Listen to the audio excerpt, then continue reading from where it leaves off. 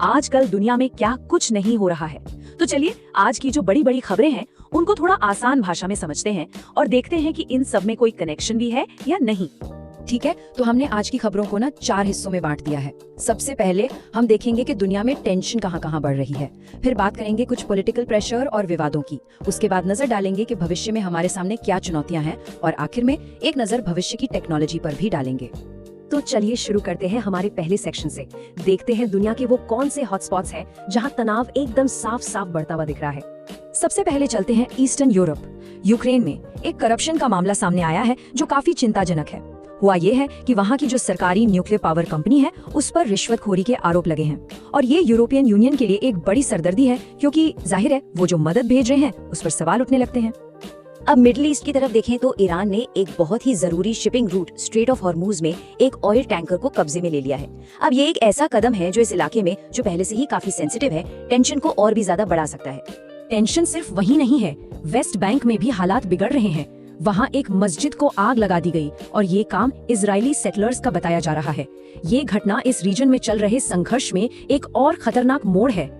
और फिर east Asia में देखिए, ताइवान के मुद्दे पर चीन और जापान के बीच की भाषा बहुत तीखी हो गई है। चीन ने तो जापान को साफ साफ चेतावनी दी है कि उसे भारी हार का सामना करना पड़ेगा। ये बहुत ही सीरियस वार्निंग है और दिखाती है कि तनाव किस लेवल पर पहुंच गया है। तो यहाँ पर सबसे जरूरी बात क्या निकल कर आती है? देखिए, ये सारी घटनाएं भले ही अलग अलग जगहों पर हो रही हों, लेकिन जब हम इन्हें एक साथ रखते हैं ना, तो एक पैटर्न दिखता है। ये पूरी दुनिया में फैली अस्थिरता की तस्वीर है। ये सिर्फ कुछ लोकल झगड़े नहीं है।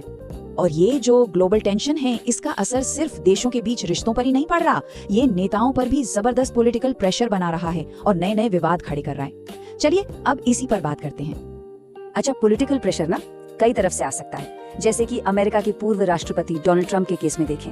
एक तरफ तो उनके पुराने फैसलों का असर है, जैसे कि उन्होंने कुछ यूरोपियन एंटीफा ग्रुप्स पर टेररिस्ट का लेबल लगा दिया था, और दूसरी तरफ उन पर मौजूदा जांच का भी दबाव है, जैसे कि जेफरी एप्स्टीन से जुड़ी फाइलों को पब्लिक करने की जो मांग उठ रही है। तो आज के इन दबावों से ही जुड़ी हैं भविष्य की कुछ बहुत बड़ी चुनौतियां, जिनका असर हम सब पर पड़ने वाला है। क्लाइमेट एक्टिविस्ट ने तो एक बहुत ही सीधी और गंभीर चेतावनी दी है। COP30 में उनका मैसेज एकदम क्लियर था। अगर फॉसिल फ्यूल यानी जीवाश्म ईंधन निकालना इसी तरह चलता रहा तो इसके नतीजे बहुत भयानक हो सकते हैं। उनके शब्दों में दुनिया खुद को समाप्त करने का खतरा मोड़ ले रही है। और सिर्फ क्लाइमेट ही नहीं, इकोनॉमिक चुनौतियां भी बहुत बड़ी हैं, खासकर आने वाली पीढ़ी के लिए।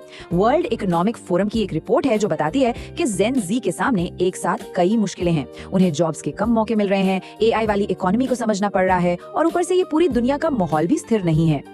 लेकिन देखिए, इन सब चुनौतियों के बीच कुछ अच्छी खबरें भी हैं। टेक्नोलॉजी में कुछ ऐसा हो रहा है जो हमें आने वाले कल की एक उम्मीद भरी झलक देता है। टेक्नोलॉजी की दुनिया से एक बड़ी खबर है। जेफ बेजोस की कंपनी ब्लू ओरिजिन ने स्पेस ट्रैवल में एक बहुत बड़ा माइलस्टोन हासिल किया है। उन्होंने अपने रीयूजेबल न्यू ग्लीन बूस्टर रॉकेट को एक समुद्री जहाज पर सक्सेसफुली लैंड करा दिया है। ये स्पेस एक्सप्लोरेशन के भविष्य के लिए एक गेम चेंजर हो सकता है। तो आखिर में सवाल यही बचता है, ये जो संघर्ष, दबाव और इनोवेशन, ये तीनों ताकतें जब एक साथ काम कर रही हैं, तो ये हमारे आने वाले कल की दुनिया को कैसा बनाएंगी?